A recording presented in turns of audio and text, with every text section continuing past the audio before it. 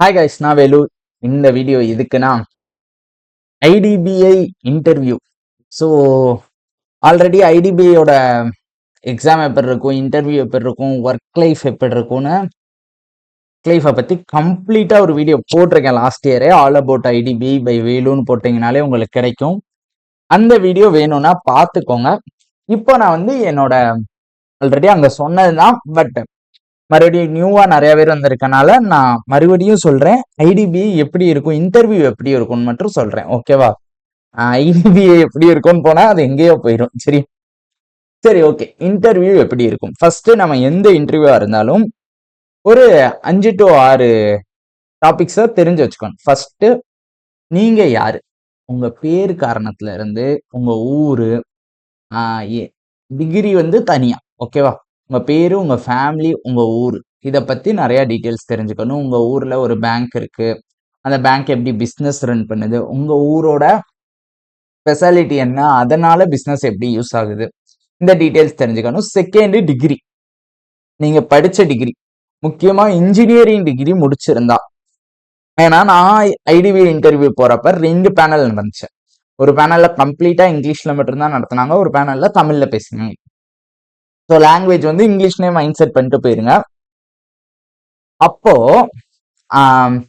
என்ன கேட்டாங்கன்னா, டிகிரி ரிலேட்டடா, அதுவும் இன்ஜினியரிங் டிகிரிக்கு ரிலேட்டடா நிறைய கேள்வி அடிச்சாங்க.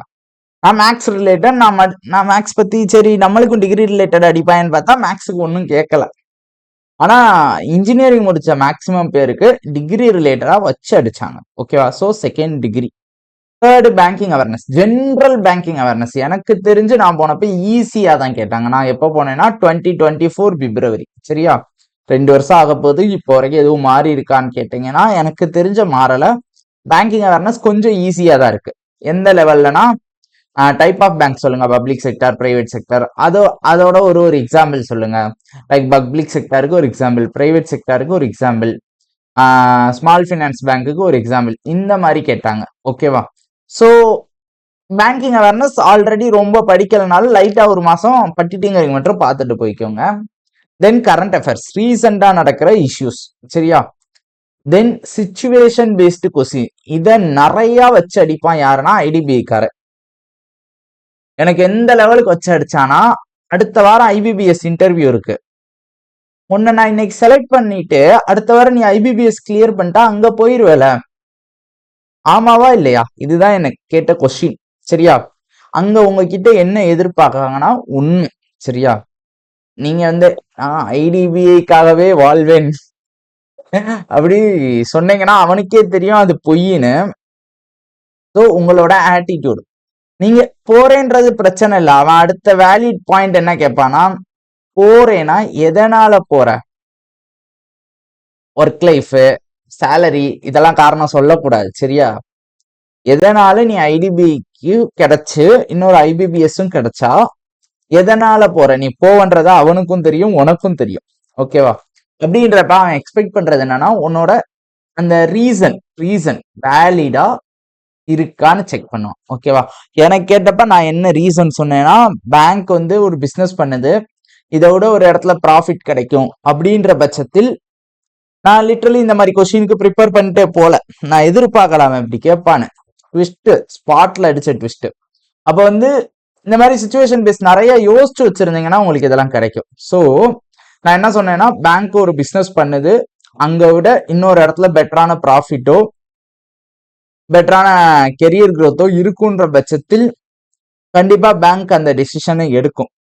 அதே மாதிரி என் லைஃப்ல பெட்டரான ஒரு கெரியர் growth-ஓ பெட்டரான ஒரு ப்ராக்ரஸோ கிடைக்கும்ன்ற பட்சத்தில் நான் அந்த டிசிஷனை எடுப்பேன். Because IBPS is public sector, நம்ம பாதி கவர்மெண்ட் கையிலையும் பாதி பிரைவேட் கையிலையும் கரண்டா இருக்கு. அதனால நான் அந்த டிசிஷன் எடுப்பேன். தைரியமா சொல்லணும், அப்படி சொல்றதா அவன் எதிர்பார்ப்பான். உங்ககிட்ட இருந்து ஒரு கிளியர் ஸ்டேட்மெண்ட், அதுதான் அவன் எதிர்பார்ப்பான், சரியா? ஸோ இந்த மாதிரி சிச்சுவேஷன் பேஸ் கொஸ்டின் பார்த்துக்கோங்க. தென்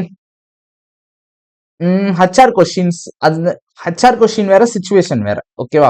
ஹெச்ஆர் கொஸ்டின்னா உங்களோட ஸ்ட்ரென்த் என்ன, வீக்னஸ் என்ன, அதுலதான் ஹாபிஸ் வரும். ஹாபிஸ் நிறைய அடிச்சான். அதாவது இன்டர்வியூக்கு முன்னாடி உங்களுக்கு ஒரு ஃபார்ம் கொடுப்பான், அதுல ஹாபிஸ் இருக்கும். ஹாபிஸ் வச்சும் நிறைய அடிப்பான். ஸோ மேஜரா எனக்கு தெரிஞ்ச ஐடிபிஐல அடிக்கிறது எதுனா, டிகிரி 1, ஹாபி 2. இது 2யும் மேஜரா பார்த்துக்கோங்க. முக்கியமா இன்ஜினியரிங் டிகிரியா இருந்தா.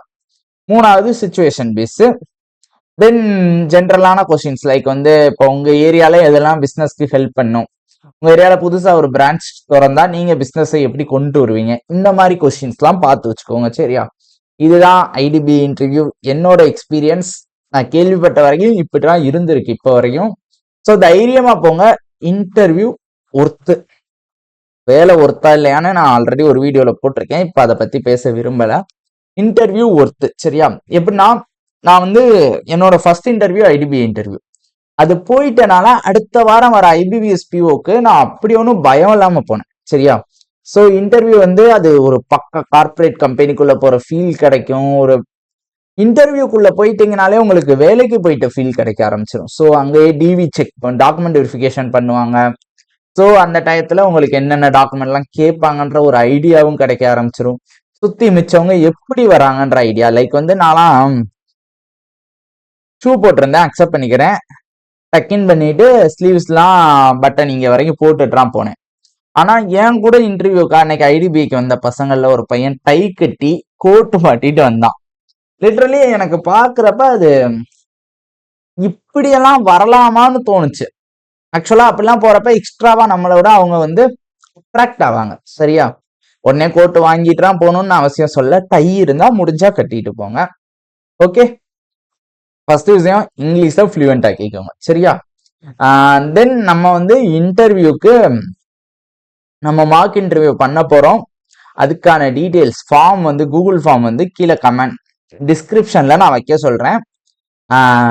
கம்ப்ளீட்டா அது எவ்வளோ ஃபீஸு அண்டு ஃபார்ம் ஃபில் பண்ணிட்டு என்னைக்கு டேட்ல அந்த டீடைல்ஸ் எல்லாம் உங்களுக்கு நெக்ஸ்ட் ஃபர்தர் வீடியோஸ்ல வரும். ஓகேவா? ஓகே, முடிச்சுக்கலாம். Thank you, tata, bye bye. வேற ஏதாவது டவுட்ஸ் இருந்துச்சுன்னா கமெண்ட் செக்ஷன்ல போடுங்க, நான் பார்த்துட்டு சொல்றேன். ஒர்க் லைஃப் எப்படி இருக்கும்னு தெரியணும்னா பழைய வீடியோ ஒன்று இருக்கு, பாருங்க. அண்ட் தென் என்ன கேட்டீங்கன்னா, இன்டர்வியூ போங்கய்யா. இன்டர்வியூ ஒரு நல்ல எக்ஸ்பீரியன்ஸ் கொடுக்கும், ஒரு நல்ல கான்ஃபிடன்ஸ் கொடுக்கும். ஒரு பேங்கோட ஹெட் ஆஃபீஸ் எப்படி இருக்கும்னு தெரிஞ்சுக்கிறதுக்கு நீங்க ஐடிபி இன்டர்வியூ அட்டன் பண்ணலாம். அதுதான் எனக்கு தெரிஞ்சு எங்களுக்கு எஸ்பிஐக்கு இல்லச்சோ மாதிரி அங்க ஹெட் ஆஃபீஸ், அதுக்கு பேர் ஏதோ இல்லை, ஜோனல் ஆஃபீஸோ சம்திங். ஓகே, ஜோனல் ஆஃபீஸ் தான் நினைக்கிறேன். அதாவது மொத்த சென்னைக்கும் ஹெட் ஆஃபீஸ் அங்க இருக்கிற மாதிரி. ஓகேவா? அதாவது மொத்த தமிழ்நாட்டுக்கும். ஸோ அங்க போனீங்கன்னா உங்களுக்கு அந்த ஹெட் ஆஃபீஸ் எப்படி இருக்கும்ன்ற ஃபீலிங்கை ஃபீல் பண்ணி பார்க்கலாம். ஸோ இன்டர்வியூ அட்டன் பண்ணுங்க, முடிச்சுக்கலாம். Thank you, tata, bye by.